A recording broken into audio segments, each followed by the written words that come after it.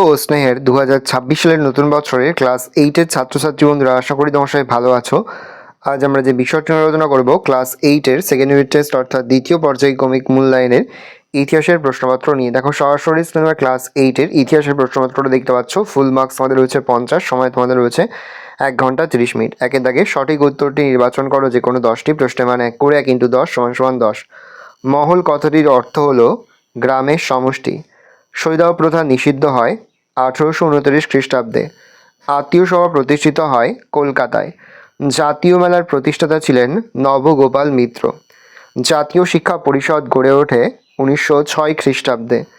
ভারতীয় বিপ্লববাদের জনক রূপে পরিচিত বসুদেব ও বলবন্ত ফাদকে।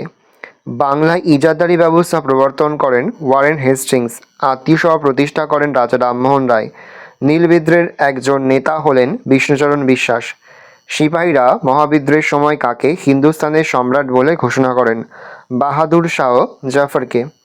ভারতে প্রকাশিত প্রথম সাপ্তাহিক পত্রিকা হল বেঙ্গল গেজেট। 1867 খ্রিস্টাব্দে বোম্বাইয়ের প্রার্থনা সমাজ প্রতিষ্ঠা করেন আত্মারাম পাণ্ডুরং। ভারতের রেলপথ ব্যবস্থার সূচনা করেন লর্ড ডালহৌসি। পরের প্রশ্ন 2-এর দাগে নিচের প্রশ্নগুলোর উত্তর দাও। 4 থেকে 5টি শব্দ বা একটি বাক্যের মধ্যে।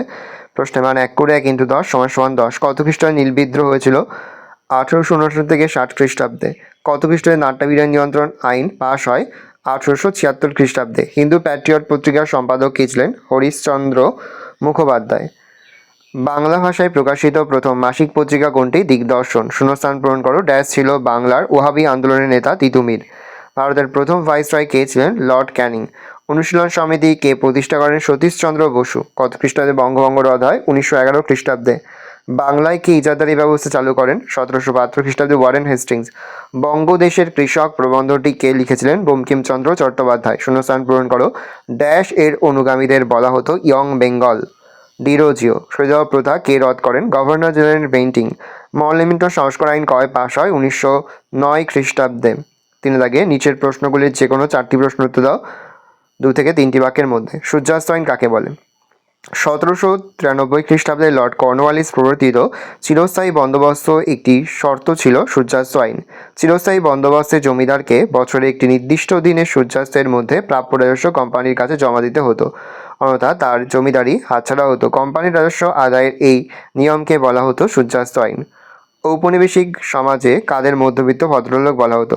ব্রিটিশ আমলে ভারতীয় সমাজে উচ্চবর্ণের হিন্দু সম্প্রদায়ভুক্ত একদল পাশ্চাত্য শিক্ষায় শিক্ষিত শ্রেণীর উদ্ভব ঘটে। এই নবোদিত শ্রেণী ইংরেজ শাসনের সমর্থক এবং পৃষ্ঠপোষক ছিলেন। এদের বলা হয় মধ্যবিত্ত ভদ্রলোক, এবং মূলত ডাক্তার, উকিল, শিক্ষক, অধ্যাপক, কেরানি, ব্যবসায়ী প্রমুখ এই সামাজিক শ্রেণীভুক্ত ছিল। সাঁওতাল বিদ্রোহের 2টি কারণ লেখো। 1. ইংরেজ কর্মচারী, জমিদার ও মহাজনদের অত্যাচার থেকে পরিত্রাণ পাওয়া।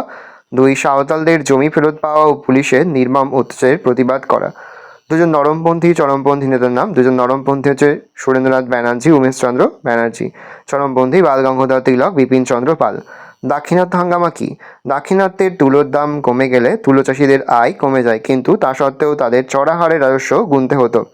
খরা ও অজন্মা দেখা দিলে এবং শাহুকরা মহাজনদের ঋণের বিনিময়ে উৎপন্ন ফসলের ওপর নিয়ন্ত্রণ কায়েম করলে দাক্ষিণাত্যে তুলোচাষীরা বিদ্রোহ ঘোষণা করে। তুলসীদের এই বিদ্রোহকে দাক্ষিণাত্য হাঙ্গামা বলা হয়। নববঙ্গ বা ইয়ং বেঙ্গল গোষ্ঠী কাদের বলা হয়? 19 শতকের প্রথমার্ধে বাংলায় পাশ্চাত্য শিক্ষায় শিক্ষিত একদল যুবক। এরা দার্শনিক ব্রহ্মের হিতবাদী আদর্শে দীক্ষিত হিন্দু কলেজের অধ্যাপক ডিরোজিওর নেতৃত্বে এক সমাজ সংস্কার আন্দোলন সংগঠিত করেন। এই আন্দোলন ইয়ং বেঙ্গল আন্দোলন নামে পরিচিত। ডিরোজিও এর অনুগামীদের বলা হয় নববঙ্গ বা ইয়ং বেঙ্গল গোষ্ঠী। মহাবিদ্রোহের প্রত্যহ কারণ কী ছিল? 1857 খ্রিস্টাব্দের গোড়ার দিকে গুজব ছড়ায় যে নতুন এনফিল্ড রাইফেলের টোটাগুলিতে গরু ও শূকরের চর্বি মেশানো রয়েছে। এই টোটাগুলি রাইফেলে ভরার আগে দাঁত দিয়ে কেটে নিতে হতো। এর ফলে সিপাহীদের মনে বিশ্বাস তৈরি হয় যে কোম্পানি ষড়যন্ত্র করে রাইফেলের টোটার মাধ্যমে তাদের জাত ও ধর্ম নষ্ট করার চেষ্টা করছে। তাই এনফিল্ড রাইফেল ব্যবহারের প্রতিবাদে সিপাহীরা বিদ্রোহ ঘোষণা করে। কে কী উদ্দেশ্যে হিন্দু মেলা স্থাপন করে? নবগোপাল মিত্র হিন্দু মেলা বা জাতীয় মেলা স্থাপন করেন। আঞ্চলিক স্তরে জাতীয়তাবাদের প্রসারের উদ্দেশ্যে এই মেলা স্থাপন করেন। 4 দাগে নিচে যে কোনো 4টি প্রশ্ন দাও। প্রশ্নের মান 3 করে 3 × 4 = 12। অবশিল্পায়ন বলতে কী বোঝো? অবশিল্পায়ন বলতে মূলত ঊনবিংশ শতকের ভারতের শিল্পের অধোগতিকে বোঝানো হয়। ব্রিটেনের শিল্প বিপ্লবজাত ব্রিটিশ পণ্যগুলি ভারতে আমদানি, কোম্পানির একচেটিয়া বাণিজ্য, ব্রিটিশের শুল্ক বৈষম্য নীতির ফলে ভারতের চিরাচরিত দেশীয় হস্তশিল্প, বস্ত্রশিল্প প্রভৃতির অবক্ষয় ঘটে। ইংল্যান্ডে ভারতীয় বস্ত্রের রপ্তানিতে বাধা এবং ইংল্যান্ডের কারখানায় তৈরি বস্ত্রের ভারতীয় বাজারের অবাধ আমদানির ফলে ভারতে তাঁত শিল্পের সর্বনাশ ঘটে। লক্ষ লক্ষ তাঁতি ও কারিগর বেকার হয়ে পড়ে। কোম্পানি শাসনকালে দেশীয় শিল্পের এই অবক্ষয়কে বলা হয় অবশিল্পায়ন। নেক্সট, কোথায় তিতুমিরের নেতৃত্বে বিদ্রোহ হয়েছিল? মহাবিদ্রোহের প্রত্যহ কারণ কী ছিল? তিতুমিরের নেতৃত্বে নারকেলবেরিয়া অঞ্চলে ওহাবি আন্দোলন ছড়িয়ে পড়েছিল, যা আবার আসাদ বিদ্রোহ নামে পরিচিত ছিল। মহাবিদ্রোহের প্রত্যহ কারণ ছিল এনফিল্ড রাইফেলের ব্যবহার। গুজব রটেছিল যে নতুন রাইফেলের টোটাগুলিতে গরু ও শুকরের চর্বি মেশানো রয়েছে। ওই রাইফেলের টোটাগুলির হওয়ার আগে দাঁত দিয়ে কেটে নিতে হতো। তাই সিপাহীরা মনে করেছিল ব্রিটিশ সরকার তাদের ধর্ম নষ্ট করার চেষ্টা করছে, তাই তারা বিদ্রোহী হয়েছিল। টিকা লেখো। ইলবার্ট বিল বিতর্ক। কোনো ভারতীয় বিচারকের ইউরোপীয়দের বিচার করার অধিকার ছিল না। গভর্নর জেনারেল লর্ড রিপনের আইনসভার সদস্য সিপি ইলবার্ট বিচারকীয় ক্ষেত্রে এই অসাম্য দূর করার চেষ্টা করেন। তার প্রস্তাবিত একটি বিলে ভারতীয় বিচারকদের ইউরোপীয়দের বিচার করার অধিকার দেওয়া হয়। এই বিলের প্রতিবাদে ইউরোপীয়রা সংগঠিতভাবে বিদ্রোহ ঘোষণা করে। শ্বেতাঙ্গদের এই আন্দোলনের ফলে এই বিল প্রত্যাহার করা হয়। বিল প্রত্যাহার হলে ভারত সরকারের উদ্যোগে ভারতীয়রা আন্দোলন শুরু করে। উভয় পক্ষের আন্দোলন ও পাল্টা আন্দোলন ইলবার্ট বিল বিতর্ক নামে পরিচিত। ভারত সভার আন্দোলনের জেরে ভারতীয় বিচারকরা শর্ত সাপেক্ষে ইউরোপীয়দের বিচার করার অধিকার পায়। নেক্সট হচ্ছে বঙ্গভঙ্গের সময় কী কী স্বদেশি শিল্প গড়ে উঠেছিল? বঙ্গভঙ্গ বিরোধী আন্দোলনের সময় স্বদেশি শিল্পের ওপর জোর দেওয়া হয়। এই সময় চীনামাটির পাত্র, সাবান, দেশলাই প্রভৃতি দ্রব্যাদি দেশীয় কারখানায় তৈরি হয়ে থাকে। এই সময় ভারতীয়দের উদ্যোগে নানান শিল্প ও কারখানা গড়ে ওঠে, যেমন বঙ্গলক্ষ্মী কটন মিল। এছাড়াও প্রফুল্লচন্দ্র রায় প্রতিষ্ঠা করেন বেঙ্গল কেমিক্যাল অ্যান্ড ফার্মাসিউটিক্যাল এবং ডক্টর নীলরতন সরকার গড়ে তোলেন জাতীয় সাবান কারখানা। নেক্সট, সম্পদের বহির্গমন কাকে বলে? উপনিবেশ হিসাবে ভারতের সম্পদকে ব্রিটেনে নানাভাবে স্থানান্তরিত করা হতো। পলাশী যুদ্ধের জয়লাভের পর বা জয়ের পর ব্রিটিশ কোম্পানি ভারতের সম্পদকে ব্রিটেনের স্বার্থে ব্যবহার করতে শুরু করে। ভারত থেকে প্রচুর অর্থ ও সম্পদ কোম্পানি ব্রিটেনে চালান করে। ঔপনিবেশিক ভারতে সম্পদ ব্রিটেনে চালান হওয়াকে সম্পদের বহির্গমন বলে। এক ব্রিটিশ আধিকারিকের বক্তব্য থেকে জানা যায়, ভারত থেকে বছরে 2 থেকে 3 কোটি স্টার্লিং মূল্যের সম্পদ ব্রিটেনে যেত। 19 শতকের দ্বিতীয়ার্ধ নাগাদ ভারতের জাতীয় আয়ের 6% এবং জাতীয় সঞ্চয়ের 1/3 সম্পদ নির্গত হয়ে যেত। নীল বিদ্রোহের সংক্ষিপ্ত পরিচয় দাও, দেখে নাও। পরের প্রশ্ন হচ্ছে স্বদেশীয় বয়কট বলতে কি বোঝো? প্রথম পয়েন্ট করবে স্বদেশী, তারপরে পয়েন্ট করবে বয়কট। পরে হচ্ছে 5 দাগে নিচে যে কোনো দুটি প্রশ্ন দেওয়া, প্রশ্নের মান 5 করে, 5 × 2 = 10। প্রথম, লর্ড কর্নওয়ালিস কেন চিরস্থায়ী বন্দোবস্ত প্রবর্তন করেন? বা আসতে পারে চিরস্থায়ী বন্দোবস্তের উদ্দেশ্যগুলি কী ছিল? দেখে নাও। 1 দিয়ে পয়েন্ট করবে কৃষি উন্নতি, বি দিয়ে পয়েন্ট করবে রাজস্ব বৃদ্ধি, সি দিয়ে পয়েন্ট করবে রাজকীয় অনুগ্রহপুষ্ট জমিদার শ্রেণীর সৃষ্টি, ডি দিয়ে কোম্পানির আয় নির্দিষ্ট করা, কি গণবিক্ষোভ রোধ করা।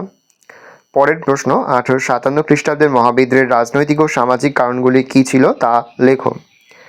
1, রাজনৈতিক কারণ, মানে এ দিয়ে পয়েন্ট করবে রাজনৈতিক কারণ, তার মধ্যে 1 দিয়ে সাব পয়েন্ট করবে কোম্পানির সাম্রাজ্যবাদী নীতি। 2 দিয়ে সাব পয়েন্ট করবে রাজকর্মচারীদের ক্ষোভ। বি দিয়ে মেইন পয়েন্ট করবে সামাজিক কারণ। 1 দিয়ে পয়েন্ট করবে সামাজিক বৈষম্য। 2 দিয়ে সামাজিক হস্তক্ষেপ। 3 দিয়ে খ্রিস্টান মিশনারিদের প্রতিক্রিয়া। 4, প্রতিক্রিয়াশীল কাজের প্রতিক্রিয়া। দেখে নাও। পরের প্রশ্ন, সভা সমিতির যুগ কাকে বলে? টিকা লেখো। মরলেমিন্টো সংস্কার আইন 2+3। দেখে নাও উত্তরটা। এটি কিন্তু এবছরের জন্য টিকা হিসেবে খুবই গুরুত্বপূর্ণ। তারপরে দেখো রয়েছে নারী শিক্ষা প্রসারে বিদ্যাসাগরের অবদান সংক্ষেপে আলোচনা করো। 1, বালিকা বিদ্যালয়ের প্রতিষ্ঠা। 2, নারী শিক্ষার প্রচার। 3, নারী শিক্ষা ভাণ্ডার তহবিল গঠন। 4, কলেজ প্রতিষ্ঠা। 5, শিক্ষার সংগঠন প্রতিষ্ঠা। দেখে নাও। এই রয়েছে টোটাল তোমাদের সেকেন্ড ইউনিট টেস্ট অর্থাৎ দ্বিতীয় পর্যায়ক্রমিক মূল্যায়নের ক্লাস 8-এর ইতিহাসের প্রশ্নপত্র। ভালো করে প্রশ্নপত্রটা দেখে নাও। আশা করি ভিডিওটা ভালো লেগেছে। ভিডিওটা ভালো লাগলে ভিডিওকে লাইক করে দেবেন। আমার নতুন হওয়া তাহলে সাবস্ক্রাইব প্রেস করে পাশে বেল আইকন প্রেস করে নতুন কোনো ভিডিও আপলোড করি সবার ফার্স্ট নোটিফিকেশন পেয়ে যাও। আর এই ভিডিওটি তোমার বন্ধু বান্ধবী আত্মীয়স্বজন সবার মধ্যে কিন্তু অনেক শেয়ার করে যারা বছর ক্লাস 8-এ পড়ছে। আমরা কিন্তু ইতিমধ্যেই ক্লাস 8-এর প্রতি বিষয়ের সিলেবাস, প্রশ্নের এবং নমুনা প্রশ্নপত্র কিন্তু আপলোড করে দেয় এখনও পর্যন্ত। সেই ভিডিওগুলো না দেখে থাকো। ভিডিওগুলো কিন্তু তাড়াতাড়ি তোমাদের সকলকে জানাই আগাম পরীক্ষার অনেক শুভেচ্ছা এবং আশা করি সকলের পরীক্ষায় খুব ভালো হবে। কোনো প্রশ্নের উত্তর লিখতে হবে বুঝতে কোনো রকম অসুবিধা হয় তাহলে কিন্তু নির্দ্বিধায় কমেন্ট করে জানাতে একদমই ভুলবেন। দেখে না ভালো করে।